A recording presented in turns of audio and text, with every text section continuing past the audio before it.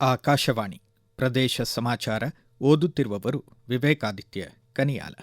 ಮುಖ್ಯಾಂಶಗಳು: ರಾಜ್ಯಾದ್ಯಂತ ಮಳೆ ಚುರುಕು, ನದಿಗಳಿಗೆ ಜೀವಕಳೆ, ಹಲವು ಜಿಲ್ಲೆಗಳಲ್ಲಿ ಶಾಲೆ ಕಾಲೇಜುಗಳಿಗೆ ಇಂದು ರಜೆ. ಬಾಗಲಕೋಟೆ ಜಿಲ್ಲೆಯ ಐಹೊಳೆ ಹಾಗೂ ಇಳಕಲ್ನಲ್ಲಿ ಪಾರಂಪರಿಕ ಸೀರೆಗಳ ಪ್ರದರ್ಶನ ಹಾಗೂ ಮಾರಾಟಕ್ಕೆ ಜಿಐ ಸ್ಟೋರ್ಸ್. ಬೀದರ್ ಜಿಲ್ಲೆ ಬಸವ ಕಲ್ಯಾಣದಲ್ಲಿ ಅನುಭವ ಮಂಟಪದ ಕಾಮಗಾರಿ ವೀಕ್ಷಿಸಿದ ಮುಖ್ಯಮಂತ್ರಿ ಡಿಕೆ ಶಿವಕುಮಾರ್. ರಾಜ್ಯದಲ್ಲಿ 33,69,178 ಮತದಾರರ ದಾಖಲೆ, ಈವರೆಗೆ ಡಿಜಿಟಲೀಕರಣ. ಈಗ ವಾರ್ತೆಗಳ ವಿವರ. ಶಿವಮೊಗ್ಗ ಜಿಲ್ಲೆಯ ಪಶ್ಚಿಮ ಘಟ್ಟ ವ್ಯಾಪ್ತಿಯಲ್ಲಿ ಧಾರಾಕಾರ ಮಳೆಯಾಗುತ್ತಿದ್ದು, ಪ್ರಮುಖ ಜಲಾಶಯಗಳ ಒಳಹರಿವಿನಲ್ಲಿ ಏರಿಕೆಯಾಗಿದೆ. ತುಂಗಾ ಜಲಾಶಯದ ಒಳಹರಿವು 26,437 ಕ್ಯೂಸೆಕ್ಗೆ ಏರಿಕೆಯಾಗಿದೆ. 22 ಕ್ರಸ್ಟ್ ಗೇಟ್ಗಳ ಮೂಲಕ ಒಳಹರಿವಿನಷ್ಟೇ ನೀರನ್ನು ಹೊರಬಿಡಲಾಗುತ್ತಿದೆ. ಮುಂದಿನ 3-4 ದಿನಗಳ ಕಾಲ ಮಲೆನಾಡು ಭಾಗದಲ್ಲಿ ಭಾರೀ ಮಳೆ ಮುಂದುವರಿಯುವ ನಿರೀಕ್ಷೆಯಿದೆ ಎಂದು ಹವಾಮಾನ ಇಲಾಖೆ ಮುನ್ಸೂಚನೆ ನೀಡಿದೆ. ಬೆಳಗಾವಿ ಜಿಲ್ಲೆಯಲ್ಲಿ ಕಳೆದ 48 ಗಂಟೆಗಳಲ್ಲಿ ಅಥಣಿ, ಕಿತ್ತೂರು, ಕಾಗವಾಡ, ನಿಪ್ಪಾಣಿಯಲ್ಲಿ ಭಾರೀ ಮಳೆಯಾಗಿದೆ. ನೆರೆ ರಾಜ್ಯ ಮಹಾರಾಷ್ಟ್ರದಲ್ಲೂ ಉತ್ತಮ ಮಳೆಯಾಗುತ್ತಿದ್ದು, ಜಲಾಶಯಗಳಿಗೆ ನೀರಿನ ಒಳಹರಿವು ಹೆಚ್ಚಿದೆ. ಹೆಚ್ಚುವರಿ ನೀರನ್ನು ಹೊರಬಿಡಲಾಗುತ್ತಿದ್ದು, ನದಿ ಪಾತ್ರದ ಜನ ಮುಂಜಾಗ್ರತೆ ವಹಿಸುವಂತೆ ಮುನ್ನೆಚ್ಚರಿಕೆ ನೀಡಲಾಗಿದೆ. ಜಿಲ್ಲೆಯಲ್ಲಿ 5 ಮನೆಗಳಿಗೆ ಹಾನಿಯಾಗಿದೆ ಎಂದು ಪ್ರಾಥಮಿಕ ವರದಿ ತಿಳಿಸಿದೆ. ಶೀಘ್ರವೇ ಪರಿಹಾರ ವಿತರಿಸಲು ಸೂಚಿಸಲಾಗಿದೆ ಎಂದು ಜಿಲ್ಲಾಧಿಕಾರಿ ಮೊಹಮ್ಮದ್ ರೋಷನ್ ತಿಳಿಸಿದ್ದಾರೆ. ಲಾಸ್ಟ್ 48 ಗಂಟೆ ಒಳಗಡೆ ಅಥಣಿನಲ್ಲಿ, ಚಿಕ್ಕೋಡಿನಲ್ಲಿ, ಹುಕ್ಕೇರಿನಲ್ಲಿ, ರಾಯಬಾಗ್ನಲ್ಲಿ, ಸೌದತ್ತಿ, ಕಿತ್ತೂರು, ನಿಪ್ಪಾಣಿ ಮತ್ತೆ ಕಾಗವಾಡ್ನಲ್ಲಿ ಭಾರಿ ಮಳೆಯಾಗಿದೆ. ಒಂದೇ ದಿವಸದಲ್ಲಿ 200-400 mm ಮಳೆ ಈ ಭಾಗಗಳಲ್ಲಿ ಆಗಿದೆ. ಕೃಷ್ಣಾ ನದಿನಲ್ಲಿ ರಾಜಾಪುರ್ ಬ್ಯಾರೇಜ್ ಮುಖಾಂತರ ಒಟ್ಟು 59,857 ಕ್ಯೂಸೆಕ್ ನೀರು ನಮ್ಮ ಜಿಲ್ಲೆ ಒಳಗಡೆ ಬರ್ತಾ ಇದೆ. ದುದ್ಗಂಗಾ, ವೇದಗಂಗಾ ಸೇರ್ಕೊಂಡು 17,000 ಕ್ಯೂಸೆಕ್ಸ್ ಹೋಗಿ ಹಿಪ್ಪರಗಿಗೆ ಸ್ಟೋರ್ ಆಗ್ತಾ ಇದೆ. ಹಿಪ್ಪರಗಿನಲ್ಲಿ ನೀರಿನ ಮಟ್ಟ 1.54 TMC ನೀರು ಅಲ್ಲಿ ನಾವು ಸಂಗ್ರಹಣೆ ಮಾಡ್ಕೊಂಡಿದ್ವಿ. 5 ಮನೆಗಳು ಲಾಸ್ಟ್ 2 days ಅಲ್ಲಿ ಪೂರ್ತಿ ಪ್ರಮಾಣದ ಹಾನಿಯಾಗಿದೆ. ಎಲ್ಲಾ ರೀತಿಯ ಪರಿಹಾರ NDRF, SDRF ನಾಮ್ಸ್ ಪ್ರಕಾರ ಕೊಡಬೇಕಂತ ಹೇಳಿ ನಾನು ಎಲ್ಲ ಕನ್ಸರ್ನ್ಡ್ ತಹಶೀಲ್ದಾರ್ಸ್ಗೆ ಹೇಳಿದ್ದೀನಿ. ಉತ್ತರ ಕನ್ನಡ ಜಿಲ್ಲೆಯ ಶಿರಸಿ, ಸಿದ್ದಾಪುರ, ಯಲ್ಲಾಪುರ, ಜೋಯಿಡಾ ಹಾಗೂ ದಾಂಡೇಲಿ ತಾಲೂಕಿನ ಎಲ್ಲ ಅಂಗನವಾಡಿ, ಪ್ರಾಥಮಿಕ ಹಾಗೂ ಪ್ರೌಢಶಾಲೆಗಳಿಗೆ ಜಿಲ್ಲಾಧಿಕಾರಿ ಕೆ. ಲಕ್ಷ್ಮೀಪ್ರಿಯ ಇಂದು ರಜೆ ಘೋಷಿಸಿದ್ದಾರೆ. ಬೆಳಗಾವಿ ಹಾಗೂ ಖಾನಾಪುರ ತಾಲೂಕಿನ ಅಂಗನವಾಡಿ ಕೇಂದ್ರಗಳು, ಪ್ರಾಥಮಿಕ ಪ್ರೌಢಶಾಲೆಗಳು ಹಾಗೂ PU ಕಾಲೇಜುಗಳಿಗೆ ಜಿಲ್ಲಾಧಿಕಾರಿ ಮೊಹಮ್ಮದ್ ರೋಷನ್ ಇಂದು ರಜೆ ಪ್ರಕಟಿಸಿದ್ದಾರೆ.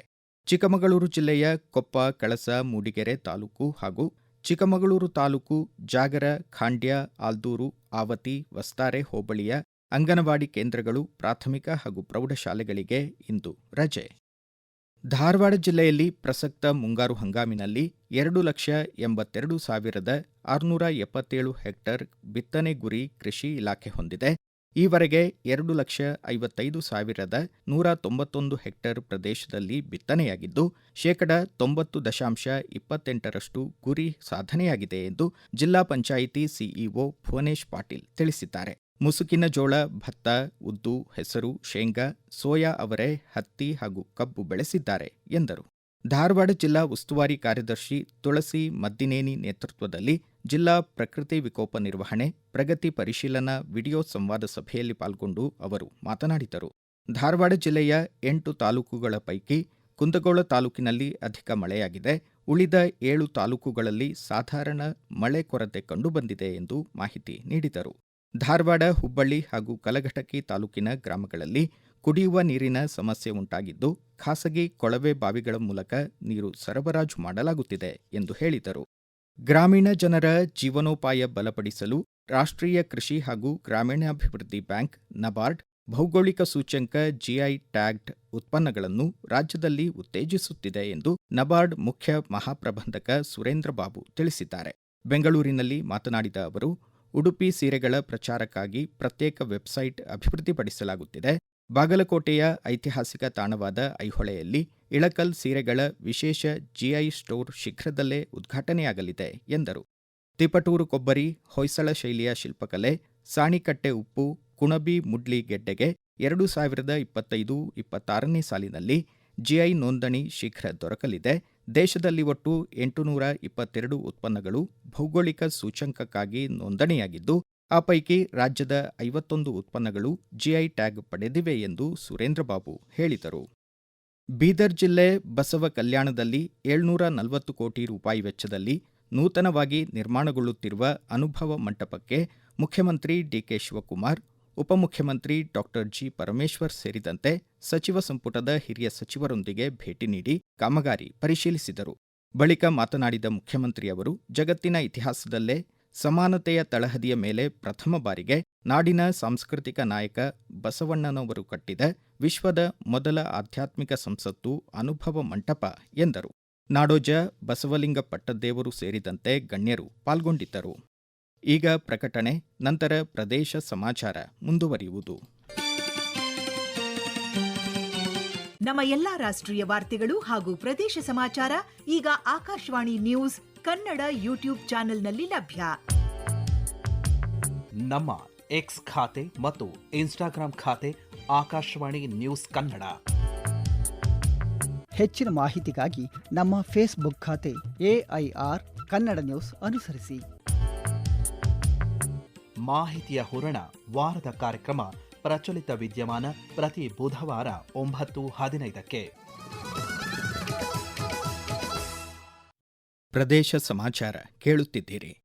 ಜಾಗತಿಕ ಗುಣಮಟ್ಟದ ಪ್ರವಾಸಿ ತಾಣಗಳ ಅಭಿವೃದ್ಧಿ ಕುರಿತ ರಾಜ್ಯ ಮಟ್ಟದ ಸಮಾಲೋಚನಾ ಸಭೆ ಇಂದು ವಿಜಯನಗರ ಜಿಲ್ಲೆ ಹೊಸಪೇಟೆ ತಾಲೂಕು ಹಂಪಿಯಲ್ಲಿ ನಡೆಯಲಿದೆ.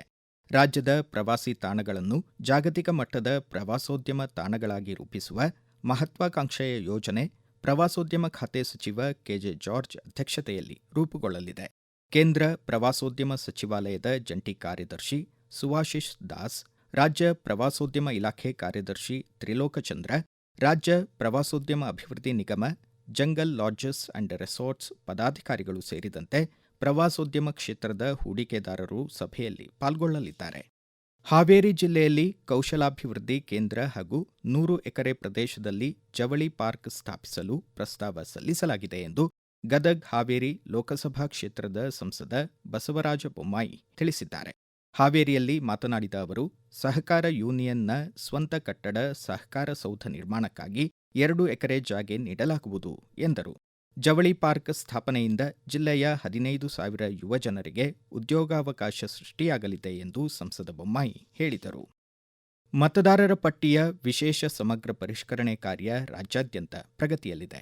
ಮತಗಟ್ಟೆ ಅಧಿಕಾರಿಗಳು ಇದುವರೆಗೆ 3,96,48,190 ಎನ್ಯುಮರೇಷನ್ ಫಾರ್ಮ್ಗಳನ್ನು ವಿತರಿಸಿದ್ದು, 71.53% ಪ್ರಗತಿ ಸಾಧಿಸಲಾಗಿದೆ ಎಂದು ರಾಜ್ಯ ಚುನಾವಣಾ ಆಯೋಗ ತಿಳಿಸಿದೆ. ರಾಜ್ಯದ 14,194 ಮತಗಟ್ಟೆಗಳಲ್ಲಿ 100% ಪ್ರಗತಿ ಸಾಧಿಸಲಾಗಿದೆ.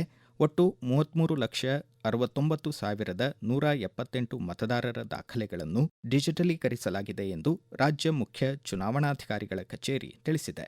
ಮತಗಟ್ಟೆ ಅಧಿಕಾರಿಗಳು ಈ ತಿಂಗಳ 29ರವರೆಗೆ ಮನೆಗಳಿಗೆ ಭೇಟಿ ನೀಡಲಿದ್ದಾರೆ. ಒಟ್ಟು 5,54,32,314 ಎನ್ಯುಮರೇಷನ್ ಅರ್ಜಿಗಳನ್ನು ಮುದ್ರಿಸಲಾಗಿದೆ ಎಂದು ಚುನಾವಣಾ ಆಯೋಗ ತಿಳಿಸಿದೆ. Viksit Bharat guarantee for Rozgar and Ajeevika mission Gramin G RAM G ಯೋಜನೆಯಡಿ ಅರ್ಹ ಗ್ರಾಮೀಣ ಕುಟುಂಬಕ್ಕೆ ವರ್ಷಕ್ಕೆ 125 ದಿನಗಳ ಉದ್ಯೋಗಾವಕಾಶ ಕಲ್ಪಿಸಲಾಗುತ್ತಿದೆ ಎಂದು ದಕ್ಷಿಣ ಕನ್ನಡ ಜಿಲ್ಲಾ ಪಂಚಾಯಿತಿ ಸಿಇಒ ನರ್ವಾಡೆ ವಿನಾಯಕ ಕಾರ್ಪಾರಿ ತಿಳಿಸಿದ್ದಾರೆ. ದಕ್ಷಿಣ ಕನ್ನಡ ಜಿಲ್ಲಾ ಪಂಚಾಯಿತಿ ಸಭಾಂಗಣದಲ್ಲಿ ಜಿಲ್ಲಾ ಮಟ್ಟದ ತರಬೇತಿ ಕಾರ್ಯಾಗಾರಕ್ಕೆ ಚಾಲನೆ ನೀಡಿ ಮಾತನಾಡಿದ ಅವರು, ಈ ತಿಂಗಳ 1ನೇ ತಾರೀಖಿನಿಂದ ಕನಿಷ್ಠ ಕೂಲಿ 382 ರೂಪಾಯಿಗೆ ಹೆಚ್ಚಿಸಲಾಗಿದೆ. ಕೃಷಿ ಕಾರ್ಮಿಕರ ಸಮರ್ಪಕ ಲಭ್ಯತೆ ಖಾತ್ರಿಪಡಿಸಲು ವಿಬಿ ಜಿ-ರಾಮ್ಜಿ ಯೋಜನೆಯಡಿ 60 ದಿನಗಳ ಕಾಲ ವಿರಾಮ ನೀಡುವ ವಿಶೇಷ ವ್ಯವಸ್ಥೆ ಕಲ್ಪಿಸಲಾಗಿದೆ ಎಂದರು. ಕೊನೆಯಲ್ಲಿ ಮತ್ತೊಮ್ಮೆ ಮುಖ್ಯಾಂಶಗಳು. ರಾಜ್ಯಾದ್ಯಂತ ಮಳೆ ಚುರುಕು, ನದಿಗಳಿಗೆ ಜೀವಕಳೆ, ಹಲವು ಜಿಲ್ಲೆಗಳಲ್ಲಿ ಶಾಲೆ ಕಾಲೇಜುಗಳಿಗೆ ಇಂದು ರಜೆ. ಬಾಗಲಕೋಟೆ ಜಿಲ್ಲೆಯ ಐಹೊಳೆ ಹಾಗೂ ಇಳಕಲ್ನಲ್ಲಿ ಪಾರಂಪರಿಕ ಸೀರೆಗಳ ಪ್ರದರ್ಶನ ಹಾಗೂ ಮಾರಾಟಕ್ಕೆ ಜಿಐ ಸ್ಟೋರ್ಸ್. ಬೀದರ್ ಜಿಲ್ಲೆ ಬಸವ ಕಲ್ಯಾಣದಲ್ಲಿ ಅನುಭವ ಮಂಟಪದ ಕಾಮಗಾರಿ ವೀಕ್ಷಿಸಿದ ಮುಖ್ಯಮಂತ್ರಿ ಡಿಕೆ ಶಿವಕುಮಾರ್. ರಾಜ್ಯದಲ್ಲಿ 33,69,178 ಮತದಾರರ ದಾಖಲೆ ಈವರೆಗೆ ಡಿಜಿಟಲೀಕರಣ. ಇಲ್ಲಿಗೆ ಪ್ರದೇಶ ಸಮಾಚಾರ ಮುಕ್ತಾಯವಾಯಿತು. ನಮ್ಮ ಮುಂದಿನ ರಾಷ್ಟ್ರೀಯ ವಾರ್ತಾ ಪ್ರಸಾರ ಈ ಬೆಳಗ್ಗೆ 7:35 ನಿಮಿಷಕ್ಕೆ.